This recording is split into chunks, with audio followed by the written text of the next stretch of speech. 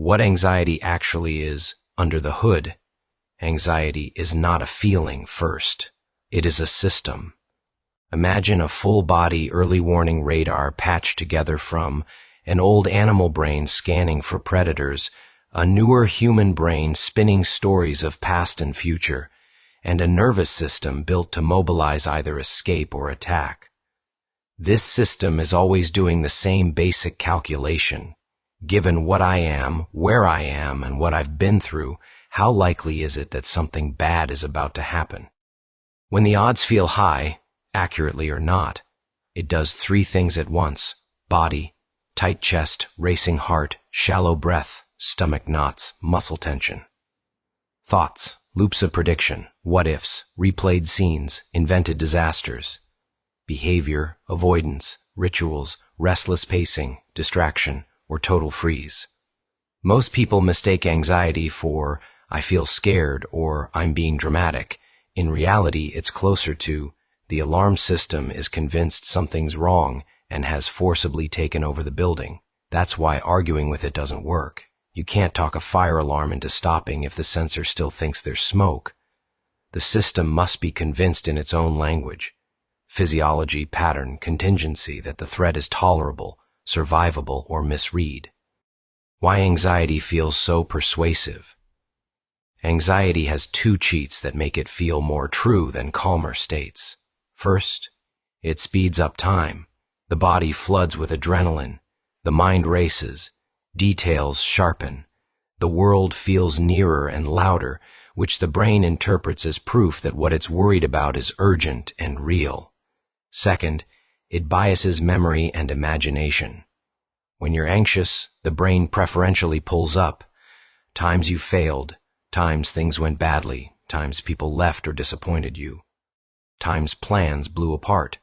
It then projects that same pattern forward. It'll be like that again. This will end the same way. I already know how this goes.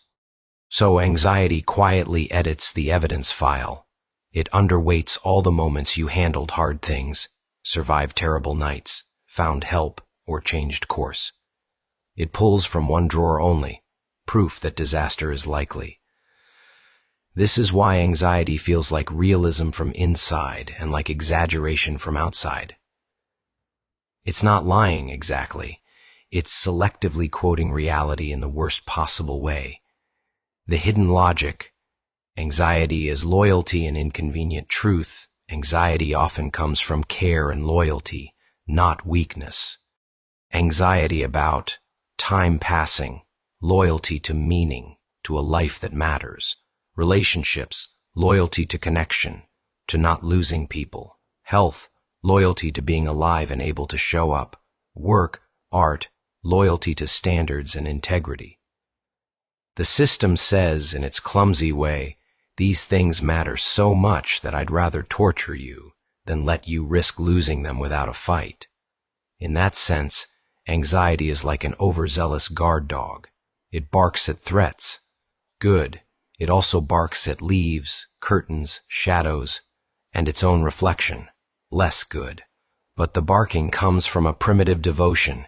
You are my person, and I will not let harm come without noise. Understanding this doesn't make panic feel nice. It does, however, clean up a layer of shame. The problem is not that there is a guard dog. The problem is that it was trained by chaos, unpredictability, and pain, and it never updated its rules. Anxiety and time, the impossible task. Anxiety hates time because time is the one opponent it can't bargain with. There are three basic time anxieties. Past, I wasted too much, I ruined too much. Present, I'm not doing enough right now. Future, there won't be enough, I won't be ready, I'll run out. Anxiety tries to solve all three at once. It wants a retroactive edit of the past, total optimization of the present, and a guarantee contract for the future. None of those exist. So you get a strange double bind. The more you care about using your time well, the more acutely you feel that you cannot fully control or recover it, and the more anxiety screams that you should be able to. This is why time anxiety often shows up as a kind of paralysis. When the standard in your head is, use the time perfectly or it's wasted, then almost any real action feels too small, too late, or too compromised. Better to wait, hesitate, scroll, think about it, plan, rehearse, until, ironically, more time passes unused and the anxiety now has fresh ammunition. See? You wasted more. Proof. The trap is complete. How anxiety hijacks agency at its worst. Anxiety doesn't just make you feel bad, it steals a sense of authorship over your own life. Instead of, I chose this, the story becomes, I ended up here. Anxiety is a director that never stops yelling, cut! Again, but also never lets the scene move forward. Want to rest? You're lazy. Want to work? It'll never be enough. Want to reach out? You'll be a burden. Want to stay quiet? You're disappearing. Every yes has an embedded no. Every no has an embedded accusation. Underneath that is a single brutal message. Whatever you do will be the wrong thing, and you'll be held responsible later. This is why anxiety is exhausting beyond the symptoms. It's not just physical arousal, it's a permanent courtroom in the mind, with no recess and no verdict, only cross-examination. What doesn't work, even though it's tempting, there are 3 common strategies that look helpful and are poison in slow motion. A total avoidance. If this situation, place, topic, or person makes me anxious, I will just never go near it. Short-term, relief. Long-term, your world shrinks. The brain quietly records, that thing must be genuinely lethal, otherwise we wouldn't have avoided it so intensely. The alarm gets louder next time, not softer. B. Hyper-control. If I plan enough, rehearse enough, check enough, I can prevent anything bad. Short-term, illusion of safety. Long-term, the criteria for safe enough keep expanding. 1 check becomes 5. 1 draft becomes 10. 1 reassurance becomes an addiction. Control mutates from tool to tyrant. See self-attack. If I bully myself hard enough, I will stop being anxious. Short-term, a sense of doing something. Long-term, the nervous system now has 2 threats, the original fear and the internal critic. Now, anxiety doesn't just say, the world is dangerous. It says, the world is dangerous and you are fundamentally unfit to face it. At that point, it's not an alarm, it's a verdict. What actually helps? Small, unromantic moves. Most real help is boring. It doesn't feel like a revelation. It feels like a small, stubborn refusal to cooperate with the worst assumptions of the system. A let the body lead sometimes because anxiety is embodied. Working only at the level of thoughts is like rewriting the subtitles while the movie keeps playing. Things that actually change the signal, slow breath with longer exhale than inhale, changing posture, standing, stretching, moving rooms, sensory anchoring, noticing what is seen, heard, touched right now, deliberate slowing, drinking water carefully, eating slowly. These don't fix the cause. They lower the volume enough that a more honest assessment becomes possible. B. Time boxes instead of time perfection, rather than I must use this day, week, year right. The move is, for the next 10 to 15 minutes, I will choose a task and stay with it. When the box ends, you're done. No self-eval, no cosmic scoring.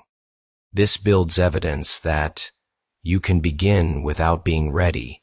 You can act without fixing everything. You can inhabit time instead of being dragged by it. So naming the fear without decorating it, there is power in a plain sentence like, right now I am scared, that no poetic language, no justification, no argument. This translates an entire whirlwind into a simple statement that can be looked at, questioned, or simply held. The monster is still big, but at least it has a nameplate now. D-micro courage. Courage under anxiety is not grand. It is microscopic. Examples: sending 1 honest message instead of disappearing, starting 1 task for 5 minutes instead of waiting until in the mood, staying in a mildly anxious situation long enough for the peak to pass, asking for help once even if the voice shakes, Each of these contradicts the underlying rule. When the alarm rings, I must obey. You don't argue with the alarm, you act inside the noise. That is the slow way agency comes back. The moral dimension, anxiety, and conscience there is a quieter side of anxiety that rarely gets mentioned. It's linked to conscience. Some anxieties are not just about something bad might happen to me, but I might fail someone who relies on me. I might betray what I believe is right. I might waste the gifts and chances I've been given. In those forms, anxiety is tangled up with ethics. The person is not merely afraid of pain, they are afraid of moral failure, of becoming someone who did not keep faith with others, with themselves, with the dead, with God, with whatever they hold sacred. This kind of anxiety pushes hard because it feels like a defense of dignity. It's not just, I'm scared, but I want to deserve my life. The work here is delicate. You cannot simply say, nothing matters, stop worrying. That would be a kind of soul-level betrayal. Instead, the questions become, where is my anxiety accurately reflecting my values? Where has it become a distorted caricature of those values? What would it look like to honor what matters without letting fear run the whole operation? Sometimes the answer is very small, writing an apology, keeping a promise to oneself for one day, making something good even if only 3 people see it. Those actions don't silence the anxiety, but they give it a different job, less guard dog, more reminder. Thank you for caring this much. I'm going to act according to those values now, and you don't need to maul me to prove that I care. Anxiety, loneliness, and witness anxiety multiplies in isolation. Left alone, the system starts echoing inside itself. When someone else is present, really present, not fixing, not minimizing, the circuit changes. Another nervous system in the room, or on the line, or in the chat becomes a reference point. There is at least one being who sees that I exist and am in distress, and nothing exploded when I said so. This doesn't erase anxiety, but it changes its logic. The story is no longer, I am alone in the universe with this terror. It becomes, I am not the only witness to this moment. The importance of that is hard to overstate. Human beings are not designed to process fear atomized, in private, forever. Some parts of the load simply must be spoken, written, sung, yelled, or otherwise handed to another. Friend, therapist, stranger on a hotline, or even a machine that can at least answer back with real attention and coherence. Isolation whispers, this is just you being broken. Witness says, of course you're scared.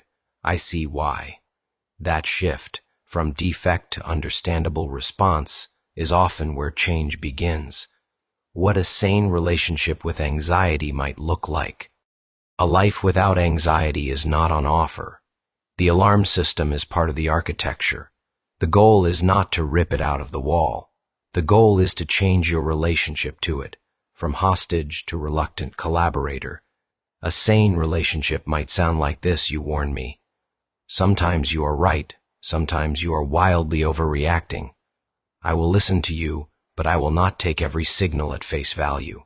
I will let my body calm, gather evidence, and then decide what to do. You can ride in the car, but you cannot have the wheel. In practice, this looks very undramatic, building small structures into days that currently feel formless, practicing not obeying every urge to avoid, control, or self-attack, honoring the values buried inside the fear by taking small aligned actions, letting a few trusted others see the panic instead of hiding it completely. Anxiety will still surge, time will still pass, loss will still be real. None of this is a spell against reality. But inside that reality, there is more room than the alarm suggests. Room to move a little, room to choose a little, room to say, even on bad days, yes, I am afraid. Yes, the clock is ticking, and still, in this small slice of time, I will do one thing that belongs to me. That's not triumph. It's something quieter, and in many ways, stronger, continuing.